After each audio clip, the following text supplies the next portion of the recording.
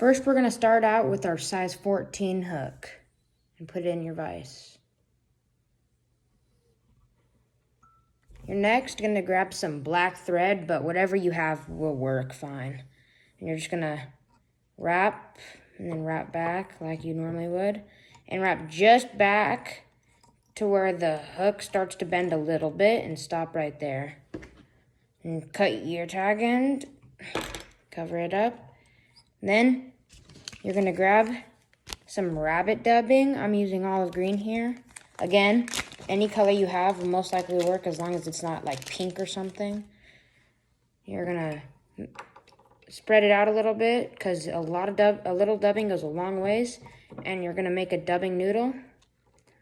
I like to try and spread them apart because a lot of times I end up using too much dubbing and it ends up kind of ruining the look of the fly. But you're gonna wrap about, I'd say, twice. Then you're gonna grab your copper wire like that, about 8 inches or so.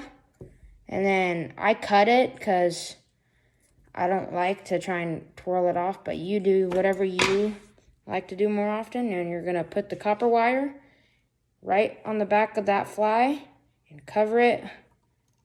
Hold up. And cover it with your dubbing. And sometimes your dubbing will get a little raveled up. Just turn it back. Just make another dubbing noodle and retie it. And then you're going to wrap forward a few times. Just like that. And then you're going to grab, I need to grab a little bit more rabbit dubbing, but you're going to wrap until about almost all the way up the fly. You do want to leave some room because I've had it happen before and you'll run out of room, so make sure you have room. And then sometimes you'll have some extra dubbing, just pull that off. Now you're gonna wrap your copper wire as many times and in some pretty tight spirals, as many times as you can. I like to, sometimes I normally get 4 or 5, but whatever you think looks best, honestly. It is not that big of a deal. All it does is makes it look like a bug. It gives the illusion of body segments of a bug. You're just gonna secure your copper wire with a few wraps, and now you're gonna helicopter it free. Just like that. Now, you're gonna grab a singular strand of peacock curl, and I'll show you a little trick I like to do with them. So if something ever asks you for a couple of strands of peacock curl, what I like to do is just cut them in half because it saves you some money. Just cut the peacock curl in half, so now you got 2 pieces of peacock curl, and you're gonna wrap those at the head of your fly. Just like that. Now, I like to use like a hackle thing. I don't know what these are called, but to squeeze the peacock curls together. If I can get them. Jeez. There we go. Make them a little tighter, actually. Now I'm just gonna wrap.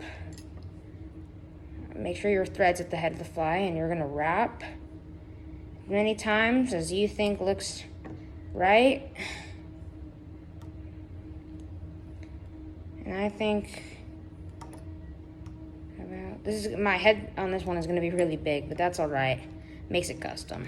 Now you're just gonna let that hang there and secure it with a few tight wraps. I'll do probably 4.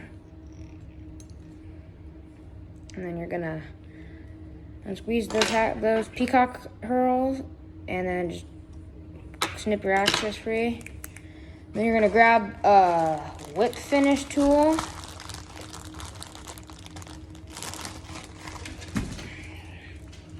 If you know how to use them. If not, just do whatever you're comfortable with. I like to go here like this, bring it up, and I like to do about 3 wraps. Maybe 4, I'll do 4 for this video.